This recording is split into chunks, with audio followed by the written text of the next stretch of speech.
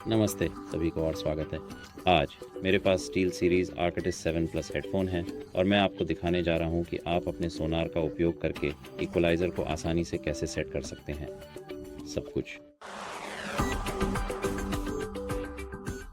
सबसे पहले आपको सोनार खोलना होगा और यहाँ जैसा कि आप देख सकते हैं आपके पास mixer, gain, chat, media, AUX और माइक हैं। अगर आप उदाहरण के लिए गेम में जाते हैं तो आप हमारे पास जो कुछ भी है उसका उपयोग करके इक्वलाइज़र को समायोजित कर सकते हैं ताकि एक नया लॉस बनाया जा सके।